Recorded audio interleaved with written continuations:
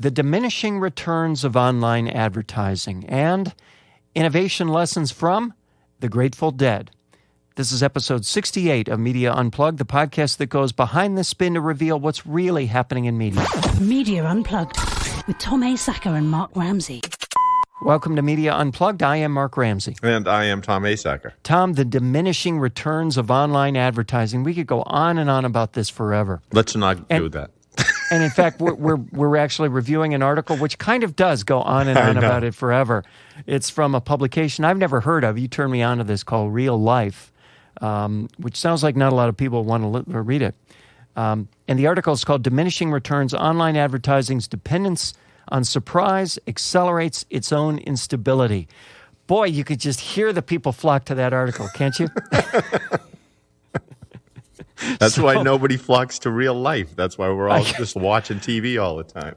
Well, bear with us, listeners of the world, because there is some actual interesting content in here. I want to start getting into it because I think eventually we'll get to it. Here's some of the stuff they talk about here. Pivot to Video is more about advertisers' ongoing search for a sustainable ad format, one that doesn't end up proving its own ineffectiveness or exhausting its novelty.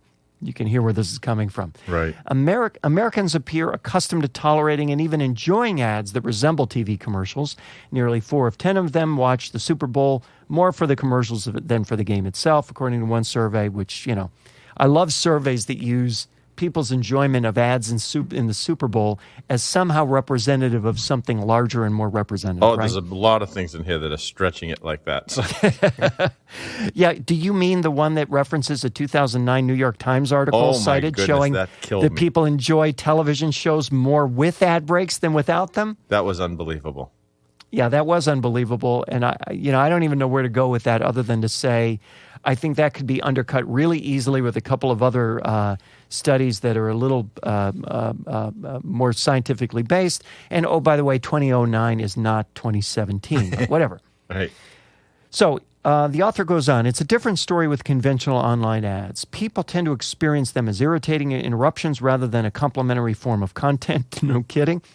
Adding a sort of rhythm to media consumption flow. Unlike print or TV ads, online advertising often introduces an unwanted element of multimedia, overlaid boxes or auto-playing videos or something like this. It's an aggressive approach. It blares at you, etc. And it's interesting that, I finally gave in, Tom. I didn't mention this to you, but like a week or two ago, there was one site that I like, one of the entertainment sites, the entertainment news sites, that had these, site takeovers that just, you go to your content and boom, all of a sudden, it's, Game of Thrones, and it's a and I can't, where's my content? Where's the X? How do I get out of this? And it would happen every time I'd go to the site. So finally I said, that's it. I Googled ad blocker. I added in the plugin to Chrome, and Tom, it has changed my life. It has, I am not overstating, it has changed my life. So far I'm at 20,000 ads blocked. Oh my goodness. And this is about 1 to 2 weeks, 20,000 ads. It has seriously changed my life. And the best part is that it also blocks those stupid outbrain ads at the end of the content. The ones that say, this is what Jenna Bush looks like now. You're not going to believe it. Mm-hmm. It blocks all that, correctly recognizing that those turn out to be ads. This episode of Media Unplugged is brought to you by Ad Blocker. AdBlock, the greatest plugin for Chrome you've ever seen. And by the way, it can't block a thing that you will hear in this show. That's right. According to a web developer, the piece goes on, advertising is like a disease. It takes people time to develop immunity and resistance. Online users eventually adapt to any approach for capturing their attention or changing their behavior, which forces advertisers to continually modify tactics to remain viable. In 1994, a staggering 44% of people who saw the first banner ad clicked on it. Today, a good click-through rate is anything north of 0.05%. Right. And it goes on to say that it's not all that better in video. Each new development came not necessarily because it would be more effective, but because the effectiveness of the earlier approaches had measurably waned. It talks about a news site And it says on news sites, for example, advertisements are beginning to look more like the articles, while the articles are increasingly discussed internally in marketing terms: clicks, time spent on the page, length of scrolling, etc. On the contemporary internet, it is difficult to find a form of content that does not serve mainly as an advertisement for itself, a whispered plea to keep engaging. It is colorful, isn't it? It is. Part of the problem is the way that we're looking at the internet, like as a medium. The internet is an ecosystem. Beyond thinking of it as a complex, interconnected system, it is like a biological community of interacting organisms in their physical environment. So if that's true, think about something. Would you drive through someone's neighborhood blasting an advertising message through a truck-mounted loudspeaker, interrupting their reading, TV viewing, their conversations? No. Why are we doing this online? Because we're not viewing it like a neighborhood, like an ecosystem. So if we started looking at it differently, maybe we wouldn't, but wait a minute. Isn't that the same thing we do on television, on radio, on outdoor, on newspaper? Isn't that the same thing? Yeah, because TV's a medium, newspapers a medium, we know what people are doing, and so we say, okay, they'll tolerate if we throw these ads in here. And if they don't, then, we'll have to change something. But when you look at the internet, what are people doing? They're interacting, they're shopping, they're TV viewing, they're reading, they're having conversations. And people are messing the whole experience up. That's the problem. Even when we advertised on TV, we didn't try to screw up the entire experience. Somebody was looking at it, saying, look, we're not going to ruin this TV show by doing this. Okay, then we better do it this way then if we don't want to ruin it. Here's what certainly is true. It certainly is true that I can't recall the last time I felt watching, commercial television, the way I felt when I went to therap.com to see an article that I had clicked on, and up opens a full-screen Game of Thrones, and it obscures my ability to approach my content. I can't find the X button. I don't know if it's going to start to play a video spontaneously. I know. And it is. It's like you've literally been hijacked. And that experience really isn't comparable to what happens on television. On television, you're interrupted, but you're not really hijacked, right? Oh, no. Listen, the experience of anything is going to depend, especially in the marketplace, it's going to depend on how it's funded, where the money comes from. And to me right now, much of the experience of the internet now, you know what it's kind of like? It's like those carnival games, where you try to win the big stuffed animal by knocking over these weighted milk cans, or you're supposed to sink a basketball in an undersized hoop. It's all entertaining, but it's rigged. It's like Las Vegas. So people need to understand how this is all rigged and why this is all happening. And should they expect some kind of elegant winning experience? It depends. It depends what sites you're on, right? I think this piece kind of gets into this. It goes on, the main engine of driving new advertising technology is the development of new metrics, new ways to monitor ad exposure and user responsiveness. The more poorly current ads perform, the more room there is to tell convincing stories about future advertising technology, which of course will require new forms of surveillance. And then they go on to talk about how that relates to the pivot to video, and the contention, which I don't know if I completely agree with, is basically that, and here's the quote, even though users may not want more video content or more of their content published in video form, the advertising industry pushes publishers in that direction anyway. As a result of this unified effort, overall viewability of video goes up and online ads seem to be, quote unquote, working. So I think what the suggestion here is that it's not that we want more video online, it's that we're getting more video online and thus we're consuming more video online, and the consumption of more of what's available is convincing those who create what's available that we want it more. Right. So in other words, it's on the shelf, so we buy it. And if it weren't on the shelf, we wouldn't buy it. I don't know that I completely agree with that argument. Well, look, someone is in charge of the experience. If the money comes before the experience, right? So that you get this ecosystem. And whoever the website is, the content provider or whatever they're providing, that also has advertisers involved in whatever's being provided, they have to work together on this thing, but somebody's got to lead. And to me, it's the people whose website you click on that have to lead the experiential. I mean, let me give you a personal example. So I started fooling around with Amazon's book marketing service for the Kindle version of my new my novel, right? So I set this thing up. They have a pay-per-click budget. In other words, tell us how much a day maximum you'll spend for clicks total. So I'm messing around. I'll spend $10 a day max. Let's see what happens. And I pick some keywords that determine where this ad will be displayed on Amazon. Now, Amazon determines what the ad's going to look like. All right? I don't even have any way of adjusting it.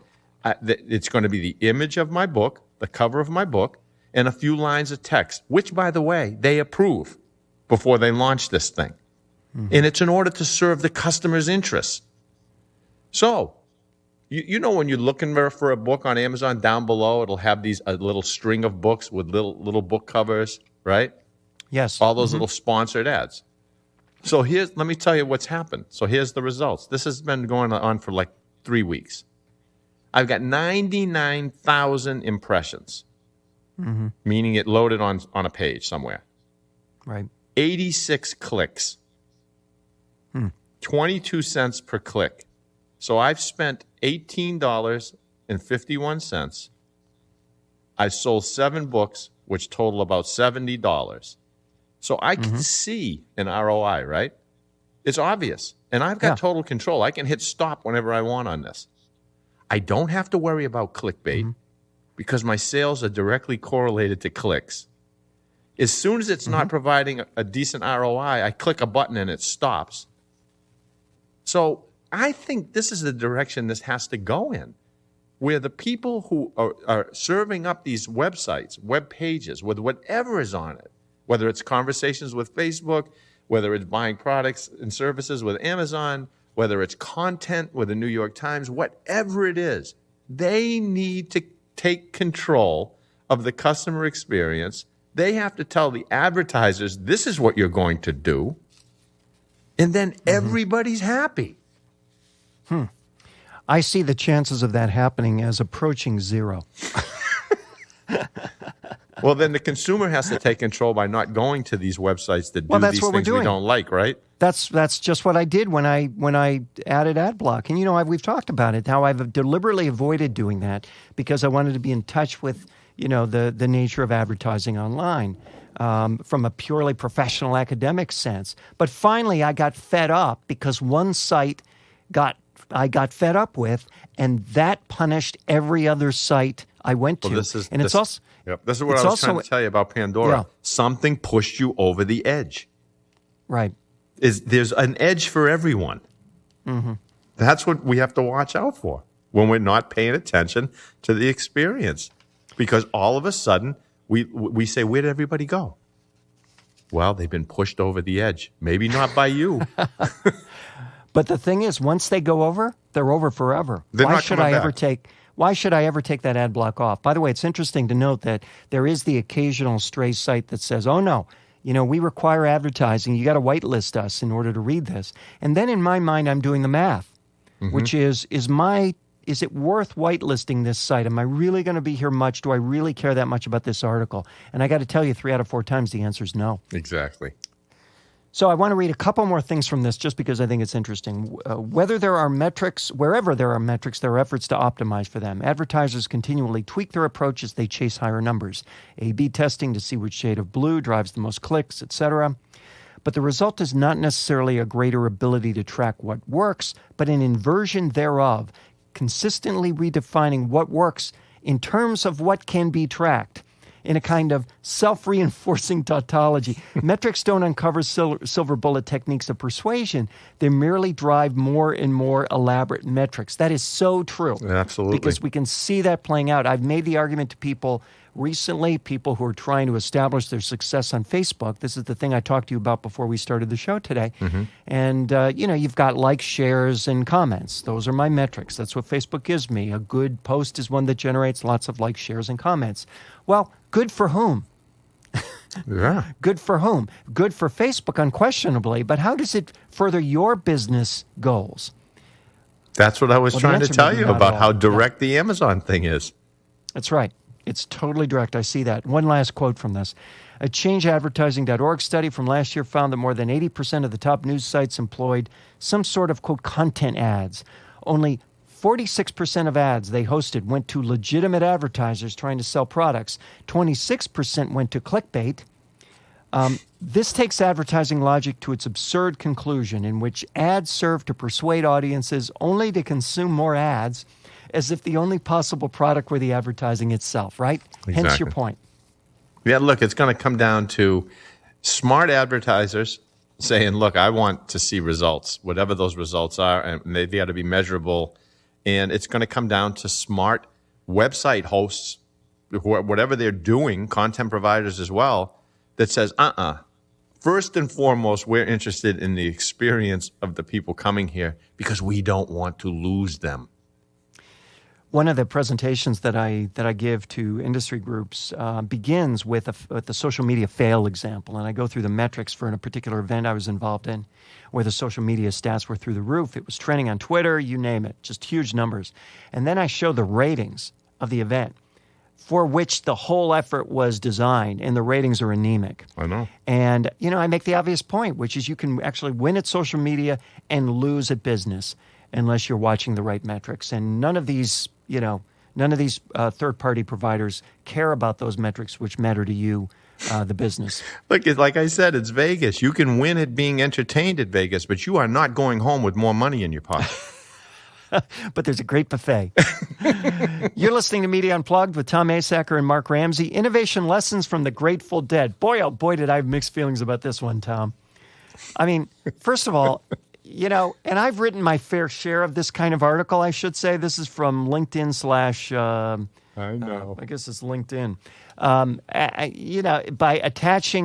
By finding kernels of truth in things that are right in front of our face, that even probably the folks who committed the truths that are being referenced in the article would not see themselves reflected in any of these truths as quoted. But anyway, there are a bunch of lessons here. Before I get into the lessons, you found this particularly compelling. I'm interested in why.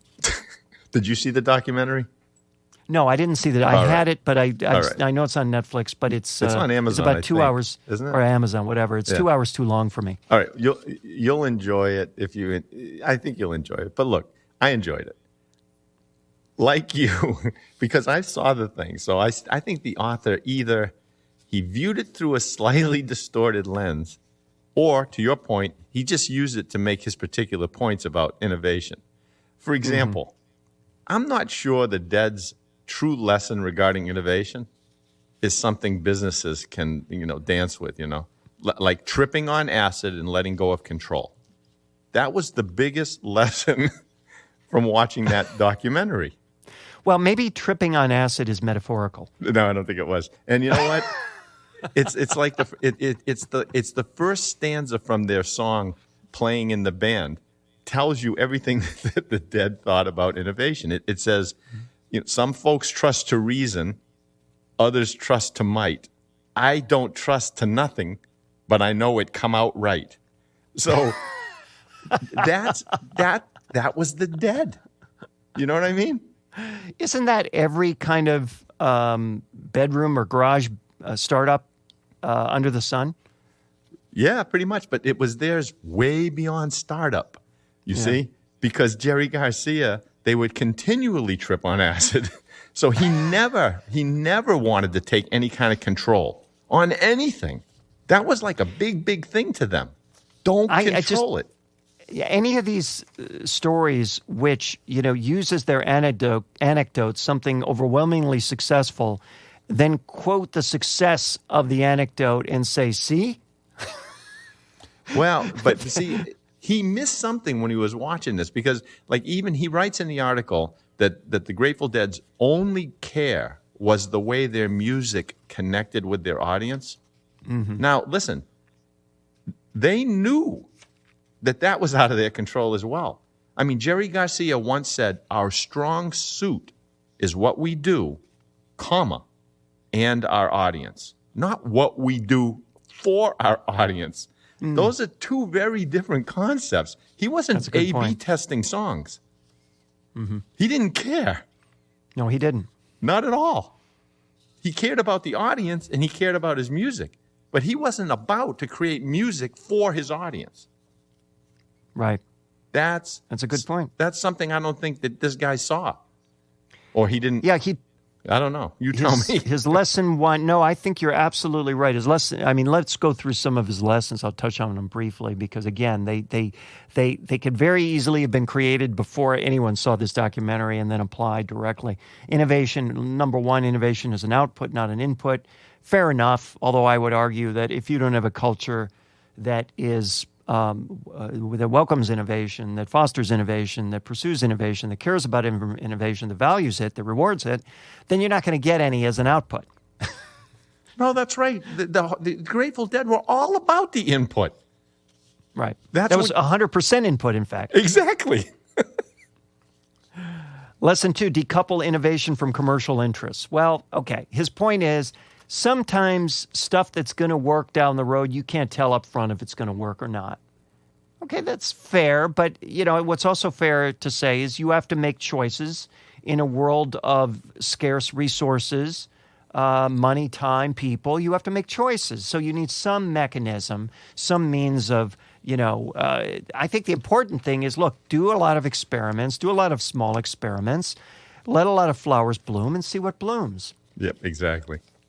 Lesson 3, solve key customer pain points. Well, I love his anecdote, which is, people wanted tickets. They couldn't get tickets, so they'd send it in self-addressed stamped envelopes, and somebody would send it back there. They solved a pain point. Well, okay, that's true. I'm just not that impressed by that. Look, they didn't. This is the point, though. See, the Dead, they loved the audience and they loved what they did, and all they were trying to do was just spread the love. Do you know what I mean? Absolutely. My point is that there are thousands of bands that are very much like that aren't the Grateful Dead. Oh no, I know the cause and effect thing here is a little bit. It is crazy. And then lesson 4, of course, which is my favorite, think big, which I've never heard that one before. Lesson 5, embrace collective improvisation. Be open, listen. Okay. Okay. Lesson 6, diversity accelerates innovation. Okay, this is true, actually, and I think this is legit in the sense that, how many organizations have we been involved with where the groupthink is just stifling? The absence of input from outside ideas and outside thinkers is problematic. On the other hand, he says in this very same section, Lesson 6, Diversity Accelerates Innovation, the Dead regularly cite their biggest musical influences as each other. Listen, this is what I'm trying to say about these guys. If you look at what they did and you thought it was strategic, you've lost your mind. There was nothing strategic about. Do you think that the Grateful Dead strategically played a different song set at every show so that the regulars had to go on the gigs, to see the next show because no two were ever the same? I think they were purely reactive in everything they did. Absolutely. So none of this. They did what they did because they wanted to do it. Yes. Were they obsessed with the experience, the music? The sound system, yeah, it was like outrageous, ridiculous thing. That was like one of the big highlights of the documentary was showing them stacking up these speakers like 6 stories high, something that no one else did because they were obsessed with the experience. And they were obsessed with this sense of community, this deep bond between the band and the audience. But their obsession was around letting them do what the hell they wanted to do. You see? Every So then time what somebody... is right? what ahead. is the innovation lesson then, Tom? What is the innovation lesson? Do what from the you Grateful want to Dead? do and let everybody else do what they want to do, and you'll be successful.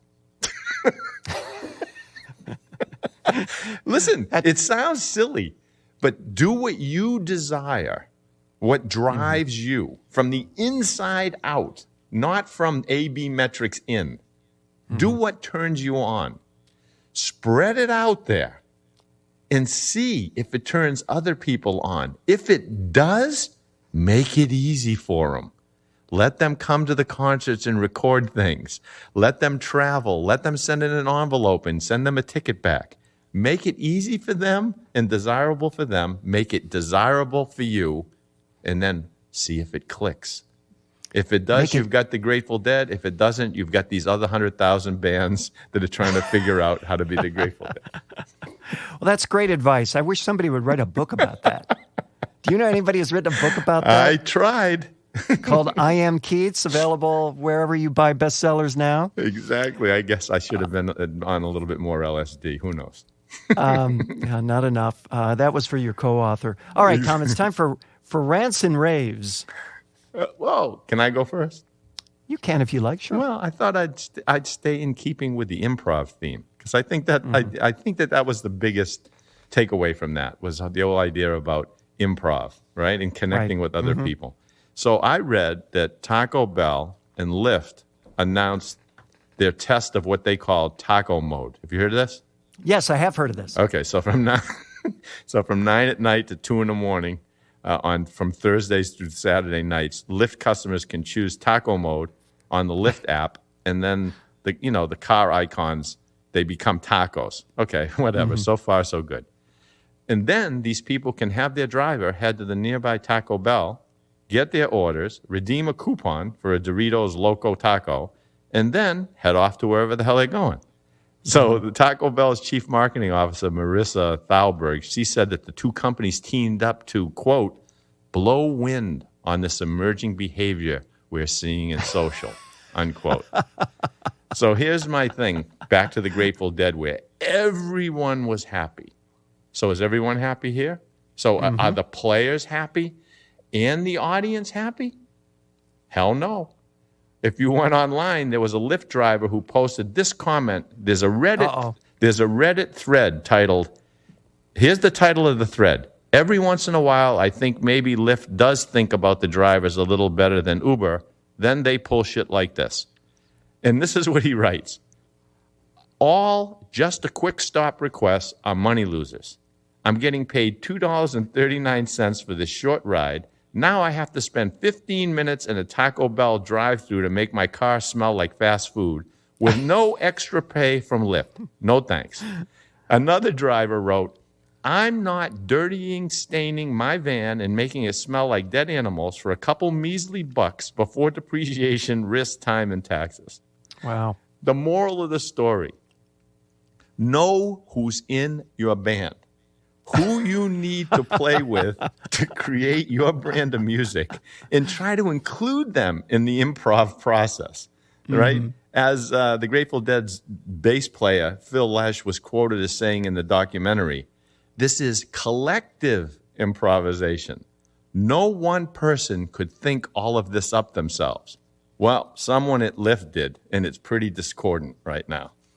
Well, that's fascinating. I had heard the story, but I didn't hear any of that pushback. That never would have occurred to me, in fact. That's really amazing. What a great point. Otherwise, I thought it was because, of course, everybody's happy. Why wouldn't everybody be Except happy? for the driver. It's more reasons to use Lyft. I mean, normally I would say, well, okay, but the driver, it's a ride the driver wouldn't get. Ride might go to Uber instead. But as you know, as everyone knows, I have yet to find a Lyft driver who doesn't double as an Uber driver, which I think is part of the problem that Lyft has, right? Yeah, if it was a cab and that little timer was going click, click, click. Yeah. But it's not. Maybe it will one day. They finally figured out tipping at Uber, so maybe they'll get this down at Lyft Maybe as they well. will. Well, I have a couple, and they're not too long. I think they're both kind of they're not rants. really. I Oh, think. you're not going to One you're not going to do the wax museum stuff. No, that was a ridiculous one. I right. only do legitimate ones when they come to Wax Museum. Anyone who tunes in saying, is he going to cover the Beyonce Wax Museum story? You already know it. You don't need me to cover it, right? There you go. Exactly. Game of Thrones reaches 45 million people with Snapchat Lens. This is from Mobile Marketer. I found this interesting. HBO reached 45 million people with a Snapchat Lens to promote Season 7 premiere of the hit series. The Lens, which transformed selfies of Snapchatters into White Walker zombies, had a record 122 million impressions for a TV show-sponsored Lens, Variety reported. So, it's good success. They ran in 16 countries on July 16 when the new season aired. It was tremendously successful. And then, of course, the piece adds the obligatory, it's unclear how much of the record-breaking audience can be attributed to HBO investing in a Snapchat Lens, given the massive promotion that went into Series 7. So it's kind of a story that isn't a story at the same time. But what I found interesting about this was, why did this work? Well, okay, it was fun, it was cool, it was on Snapchat, it was in the right place at the right time. But, Tom, it was about personalizing the biggest event of the day. It was about personalizing the biggest event of the day. Exactly. In order to do that, you have to have the biggest event of the day. That comes in first, other words, right? Yeah, the content comes first. They couldn't have done this 7 years ago for the first episode of Season 1. They can only do this now. Right. So I think it's just a reminder that you can write about this wonderful thing, the Snapchat thing that reached all these people. But these people wanted to be reached with Game of Thrones things that were personalized on that day. So, it really was satisfying a desire. The second one, I love this, from Social Media Insider. The dark side of influencers, douchebags. Oh, jeez. Paul is a Disney star as well as an influencer with 8.5 million followers across YouTube, Instagram, and the like. Paul is now persona non grata in his West Hollywood neighborhood because of his preferred method of entertaining his social media audience. It involves large groups of boisterous young men, very loud noises, and the occasional destruction of property. According to a local news broadcaster, neighbors complain that he and his crew, and inevitably there's a crew, meaning a herd of dudes who look, act, and sound just like him, are turning the neighborhood into a living hell with his stunts. One awesome stunt involved putting a huge pile of furniture in an empty pool and setting it on fire. Oh, the my end. God. Awesome, right? Of course it is.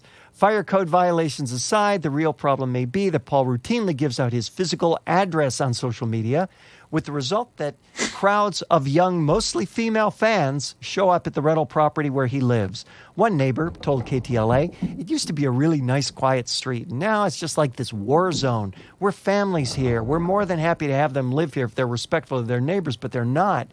Paul frankly admits to KTLA, the neighbors hate me, and he agrees that he and his crew, there it is again, have turned the neighborhood into a circus. Then he points out, but I mean, people like going to circuses.